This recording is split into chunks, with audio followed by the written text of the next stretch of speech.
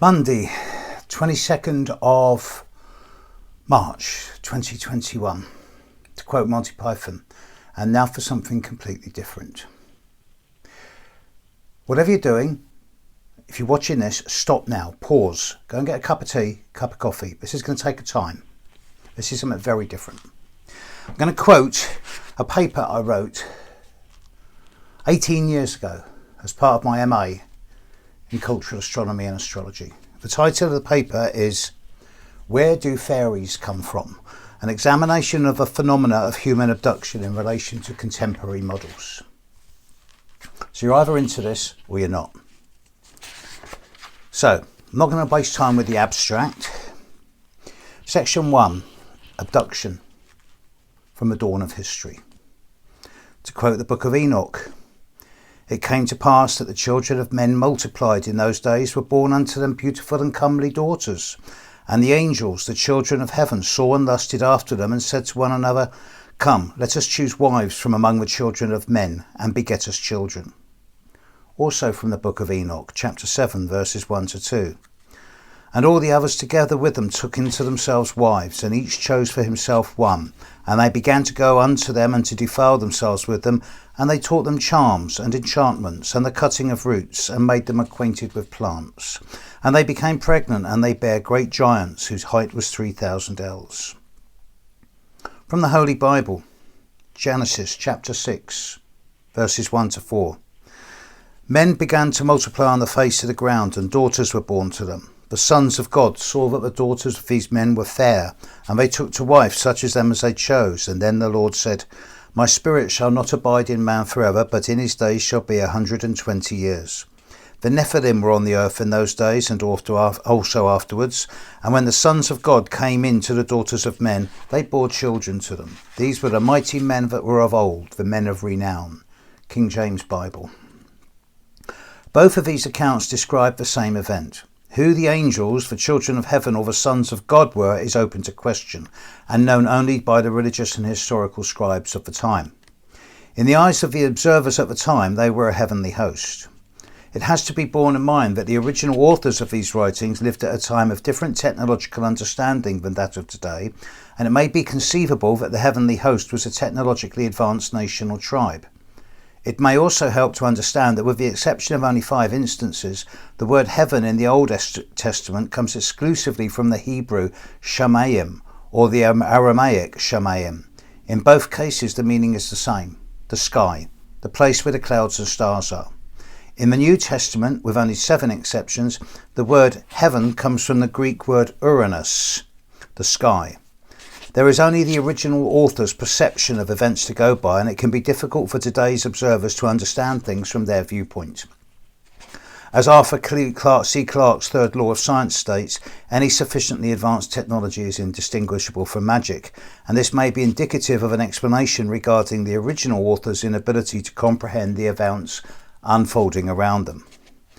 Both accounts tell different versions of what appears to be the same event, where the daughters of men were taken, and whilst neither text specifically states that this was against their will, it is implied by the wording. From the Bible, the sons of God took to wife such as them as they chose, and from the Book of Enoch, the children of heaven saw and lusted after them, and began to defile themselves with them. Both accounts also tell of women becoming pregnant and giving birth to children that became giants or men of renown. This event indicates the possibility that the heavenly host were of a different physiological disposition to the women. It's interesting that in chapter 8 of the Book of Enoch, it describes how the children of heaven taught these same humans the law of astrology, the constellations, the earth and sun signs, the course of the moon, and rites of enchantment. This could be seen as a quid pro quo, or some other type of atonement for the abduction, and it may be that this is in some ways pertinent to the corresponding legend from the Greek myth of Prometheus giving the fire of gods to humanity. There are many popular writers: Hancock, Bouval, Gilbert Cottrell, Bouval and Hancock, Wilson, who offer evidence of past technologically advanced civilizations on this planet. They offer provocative and questionable but compelling evidence of a highly evolved technological community around 10,500 BCE, culminating in some type of disaster from which huge floods ensued worldwide. Regardless of whether this is historically verifiable or not, the writings of thousands of years ago suggest that the heavenly host was seen as technologically advanced enough to have dominance over the populations of these times. These are two versions of the same story, claiming abduction of human females by a dominant and highly evolved civilization, with the resultant children being genetically challenged and gifted, as demonstrated in the above quotes, men of renown and great giants. Both versions of the legend also tell of the revenge of a wrathful god for these transgressions by his servants and the subsequent near annihilation of the human population, with notable exceptions, Noah for example. In the next chapter, we will look at the examination of similar abductions in relation to accounts in the Greek myths. The Greek myths, from where the planets get their names and from where modern astrology draws much of its archetypal meaning, are full of tales and fables concerning romance and revenge, and as might be expected, abduction, once again primarily of women by men, features strongly. As the king of the gods, Zeus, Jupiter, the sky god, is prolific in spreading his seeds, and there are many examples of his rapaciousness offered here. Theseus has many tales of abduction attributed to him, including that of the young Helen of Troy. The most well-known example of abduction in the Greek myths is the kidnapping of Kore, or Persephone, by Hades, or Pluto, and this is also offered. They are chosen because they exemplify the abduction stories of the time. Kore, or the Roman Proserpina, a daughter of Zeus, was walking one day with her mother Demeter, Roman Ceres, and playing with the daughters of Oceanus, when she bent down to pick a narcissus flower, at which point the earth opened, and Hades Pluto, the brother of Zeus and Demeter and the uncle of Kore, carried her off to the underworld. Demeter, aghast that her lover brother had consented to the abduction of their daughter, retaliated in the only way she could, by withholding her power, that of nurturing primarily through the growth of and fostering of flora and fauna. She inflicted drought, disease, coldness of weather and sterility in the world, and despite the entreaties of other gods and goddesses, refused to give way until her daughter was restored. Eventually Zeus realised that there would be no people left to worship him unless he were to do something. He dispatched Hermes/Mercury to Hades and to order Pluto/Hades to release Kore, unless by word or deed she had consented to the abduction. Hades complied, but because Kore had already eaten pomegranate seeds, which is perhaps a euphemism for having had sexual relations, it was decreed that she would spend a portion of the year with Hades while the rest of the time with Demeter. At this time, Kore took the name Persephone, she who destroys the light, or dazzling brilliance. This story is representative of original myth, in that it presents us with an account of how the seasons formed or occurred. Zeus is again implicated in the abduction of Europa, the daughter of Agenor, king of Tyre. She was in the company of friends walking on the seashore gathering flowers, particularly narcissi, when she became aware of a large white bull amongst a herd of cattle. She became drawn towards him without realising it was Zeus in disguise. Europa, bedazzled by this show of subservience of the white bull, jumps onto his back, whereas Zeus leapt into the sea and swam to Crete. Upon reaching the beach of Crete, he forced himself upon her, and she in turn produced 3 sons, Minos, Sarpedon and Rhadamanthus. In the whole of the Greek pantheon, the worst abductor was Theseus. Theseus was unsure of his father's identity. Theseus was most famous for coming to the aid of King Minos of Crete, and his exploits in the labyrinth with the Minotaur are well documented, where Theseus received help from the king's daughter Ariadne. She supplied him with a ball of golden thread, which he wound and rewound in order to find his way out of the labyrinth. Upon his departure for Crete, Theseus took with him, apparently against their will, Ariadne and her sister Phaedra. He abandoned Ariadne on the island of Naxos. The myth of the abduction of Ariadne by Theseus is implicative of the subjugation of Crete by Greece. By taking and marrying Ariadne, a moon priestess, Theseus obtained power in Crete. By abandoning her on Naxos, Theseus ensured that she and her ilk would have no power in Athens. Although Graves suggests that the reason for the abandonment of Ariadne was down to Dionysus and Theseus' fear of him, it may be that the real reason is that Theseus represented the new order where the sun was becoming the new power, whilst Ariadne represented the waning lunar culture. The unravelling of Ariadne's golden thread by Theseus could be interpreted as taking the golden rays of the sun into the dark of the lunar labyrinth, subjugating the lunar feminine with the solar masculine. Theseus also abducted Antiope, who was either sister to the queen of the Amazons, Hippolyte, or queen herself. Between them they possessed a girdle, and one of Hercules' 12 labours was to obtain that girdle, and he was on the point of succeeding when Theseus, his travelling companion, decided to abduct Antiope. They married and had a son, Hippolytus. However, as always with Theseus, in time his attention wavered and he moved on. It should be noticed that since the publication of Graves' Greek myths, his reputation for factual investigation has become doubted, and there exists some controversy as to the veracity of his interpretation of the myths. It may be that it allowed his imagination to overly affect him in some of his descriptive terms and interpretation of events. Graves portrays the events of the time in a misogynist way. Whether this is indicative of the original text that he was translating from, or whether he allowed his own feelings and emotions to influence his work, is open to question. Theseus' longest relationship was with a mortal man, Pieritus of Thessaly, a king of the Lapiths. Becoming friends, they had joined in a number of adventures, including the abduction of a number of women.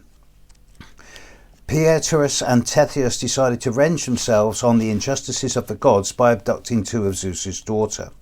Theseus had decided on Helen of Troy, who at the time was only 10 or 12 years old. Even at that age, scribes pay attention to her beauty. The abduction succeeded, and Helen went to live with Theseus' mother, Aethra, until she had reached maturity.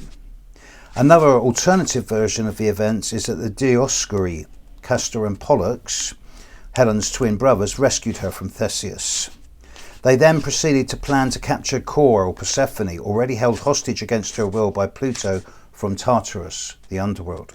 Hades tricked them into negotiating and bade them rest while he fetched refreshments. Upon sitting, both heroes found themselves bound by a visible glue and trapped in the underworld. Hercules later freed Theseus during his 12 labours, but Pieritus remains there to this day. To take this idea of abduction by Greek gods one step further, an exploration of the origin of the Greek pantheon is helpful. The established Greek pantheon has Zeus at its head, but his father, Kronos, or Saturn, is also known for his demanding ways. By consuming all of his children, he hoped to maintain his immortality. His wife Rhea concealed the birth of Zeus, his youngest son, and Zeus later freed his brothers and sisters by getting his father to regurgitate them. Kronos is the perpetrator of at least one classic example of abduction, as is shown in the case of Philyra. Here's a quote from Melanie Reinhardt. Kronos first found Philyra in Thessaly while searching for his baby son Zeus. Philyra changed herself into a mare to escape from Kronos, who began pursuing her. Kronos deceived her by changing himself into a stallion and thus succeeded in mating with her. A child of this union was born to Philyra. He was Chiron, the centaur, who had the body and legs of a horse and the torso and arms of a man. When Philyra saw him, she was so disgusted she pleaded to be turned into anything other than what she was. The gods obliged by turning her into a linden tree.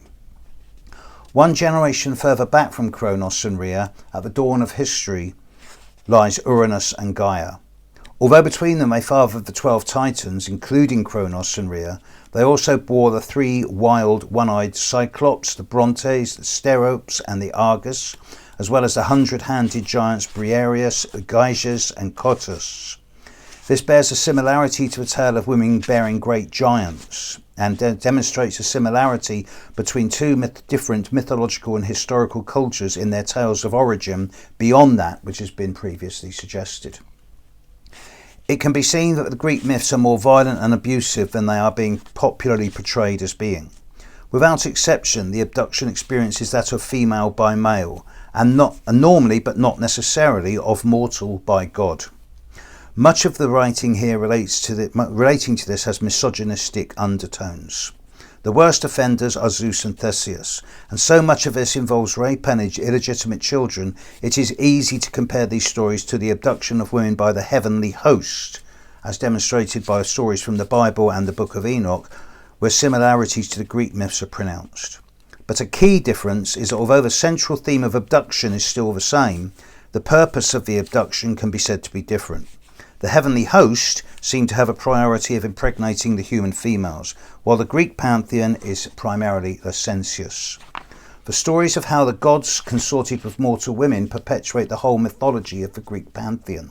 Yet in a similar vein, the Greek myths can be seen as resembling the stories of the heavenly host in that after the abduction there is some type of atonement or compensation, for example in the form of the fire of the gods being given to humanity by Prometheus.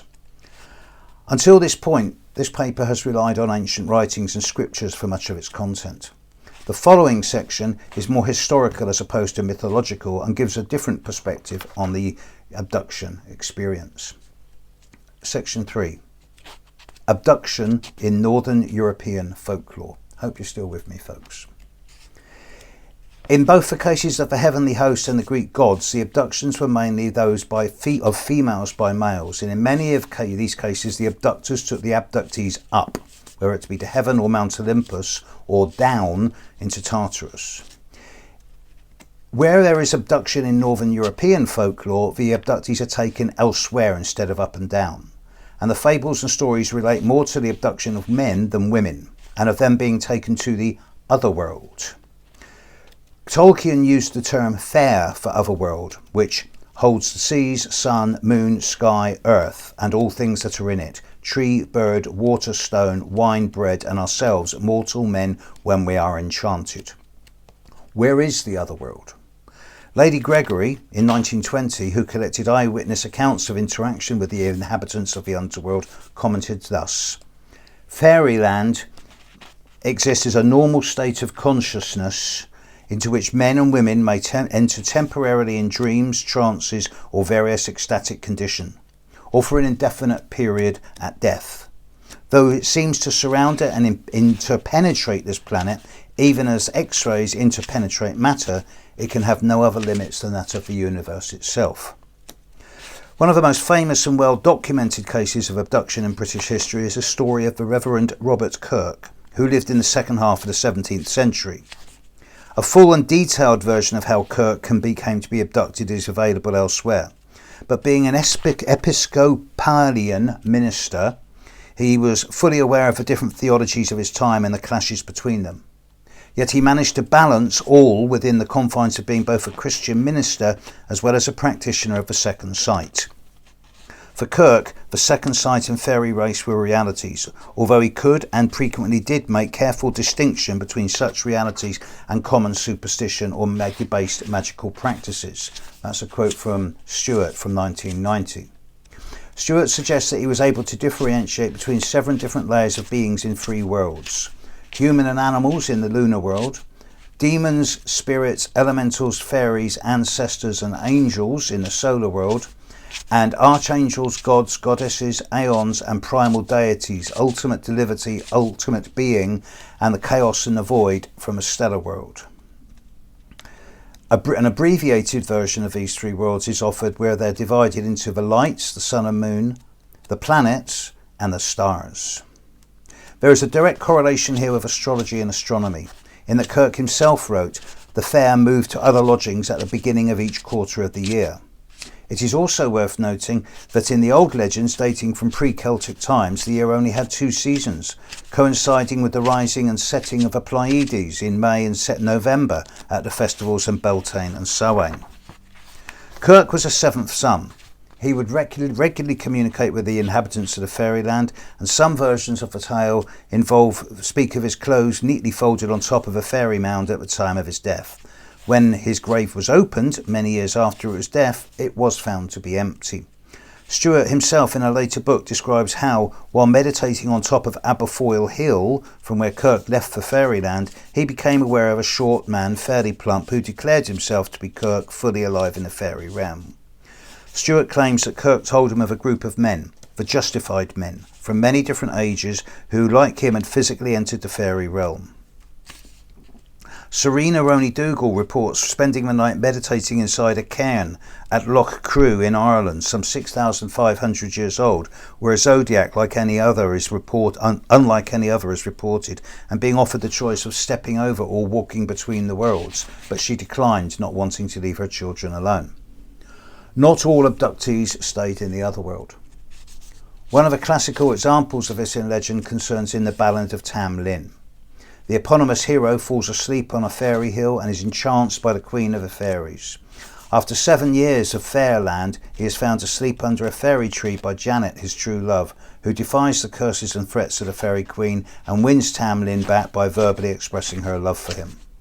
Whilst there is no anecdotal evidence that Tam Lin ever existed, this is not the case with Thomas of Erkilladune, or Thomas the Rhymer, or True Thomas as he came to be known. As he lay on Huntley Bank, he saw a bright, shiny lady on horseback who he claimed as the Queen of Heaven. She claimed to be the Queen of Elfland, and said to him that he kissed her, then with her he must stay. He kissed her and goes willingly to the other world, heeding her warning that he must not speak for 7 years if he ever wishes to return to his birthland. He is said to have lived with the fairy queen for 7 years, and upon his return was bestowed with the gift of prophecy, hence the name of True Thomas. These men who returned permanently from the other world were often gifted or endowed with the gift of song or musical skill, whilst midwives or nurses returned with specific healing gifts or the gift of sight, the awareness of things that others are not aware of. One of the similarities to this type of abduction experienced as opposed to others previously mentioned is the notion of reward or some type of benefit as a form of compensation or atonement for the original abduction. One of the criteria involved in the returning of an abductee is the abstention from food whilst in the other world.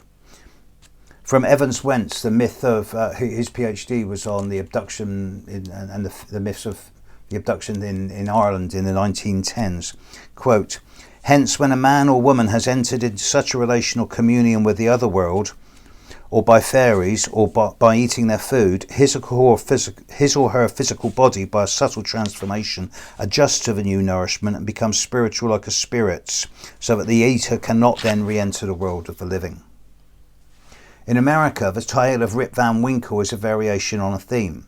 Instead of going to the other world, he fell asleep for 20 years, interacting with and drinking the alcohol of a group of oddly shaped men in the Catskill Mountains of USA, dressed as traditional Dutchmen from 100 years before his time.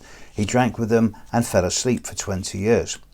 When he woke up, the American Revolution had happened, most of his contemporaries were dead, and few remembered him. It may be that Van Winkle, who was locally notorious for his drinking exploits and who had a wife who was constantly nagging him, simply upped and left, perhaps to avoid getting caught up in the War of Independence. However, every country on the planet has its localised legends of its own, naturally occurring creatures of myth. When viewed from a more indigenous perspective, it may be said that what Van Winkle really saw was the localised inhabitant from a divergent but comparative otherworld reality, the Manitou. Also, being of Dutch descent might explain why he saw what he did in the form of old-fashioned natives of his home country. In common with contemporary UFO lore, the notion that the demon and fairy race need human strength to replenish their energy and propagate their race lies at the base of abduction myth. One of the most common elements of abduction by fairy is the replacement of the abducted individual by some type of simulacrum, be it a log of wood, some ugly deformed creature, or a changeling, although this last only happens in the cases of babies or young children. The fables and myths of the abduction of human babies may be a response to the centuries-old fear of losing one's children. There's always the background, lurking threat of one's child being abducted or taken. This fear goes back centuries, and this is evinced by such stories as Rumpelstiltskin, where the miller's daughter is compelled to surrender her firstborn unless she can guess her name of her saviour or kidnapper, and also in the story of Rapunzel in the witches or the angry fairies' demands for her unborn child. These fables can be seen as relating to the contemporary stories of the last 20 or so years, where bogus social workers call on unsuspecting families to either examine or remove young children, a phenomena which continues to this day. For corroboration, simply type bogus social worker into any internet search engine and up-to-date large numbers of police and council warnings about these people will be found. An examination of these phenomena has found that the majority of these bogus social workers are women, reported as looking for birthmarks, moles or other markings.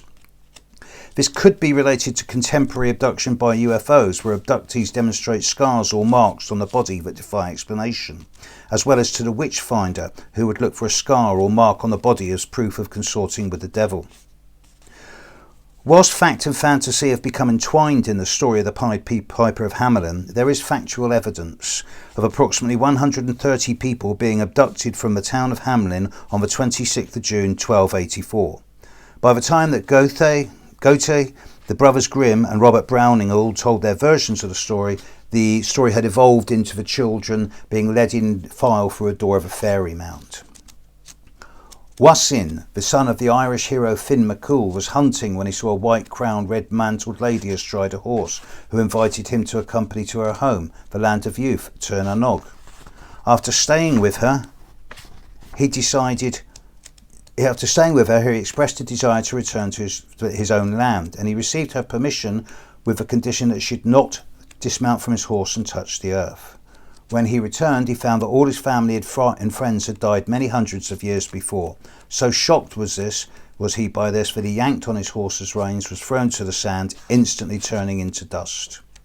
Tirnanog is just one of the many names that have been given to the other world. Some of the other well-known names are Anwyn from Wales, the Summerland, Avalon, Lyonesse from Cornwall, Elfame and Sorcha from Scotland.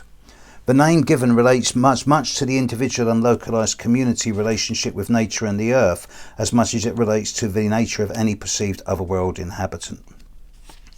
As can be seen from the above examples, the abduction of mortals by the fair folk involves taking the humans into a land where time and seasons proceed at a different rate to that which humanity is accustomed. One of the most common factors reported over the centuries is that of a time differential, where they experience being absent from their homeland for only a week, but on the return find a number of years has passed.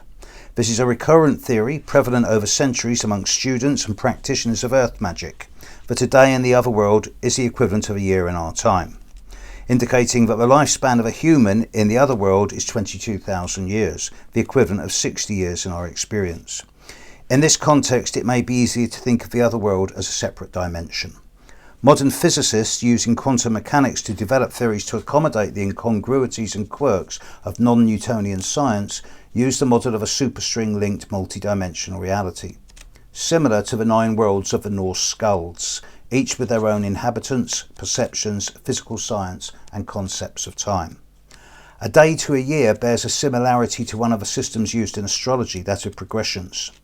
Transits are the movement of planets in the heavens to positions of exact angle to one's horoscope, often manifesting as circumstances and events, but progressions deal with the growth of the individual from within. If a year in the other world is a year here, might this not indicate the possibility that time is not as linear or regular as we know it? There is not the scope within the range of this paper to discuss this possibility further, but it merits further research. The legends of the fair folk are limited to northwest Europe and those areas of the world populated by their descendants. Yet, to quote Serena Roney Dougal, the similarity of these tales to both the sorcery of Carlos Castaneda's Central America shaman and to the legends of the Ainu people of Southwest Asia, the original pre-Mongol Japanese, is too much to be coincidence. This may yet again be another reflection of original myth, where one story of origin has translated into many different versions. In the other world, everything is different. Their summer is our winter, our day, their night. Time flows at a different rate. Food has a substantial role in the anchoring of people to their locale. The other world abduction is different to the abduction by the heavenly host or the Greek gods, in that if the adults were invited as opposed to forced, and there is a mark of care or respect to the abductees in the other world which is absent in the Greek myths. The summary to follow will compare the 3 different forms of the abduction phenomena and comment on the similarity and differences before drawing conclusions. I'm going to do that in the next video, which will follow straight after this one.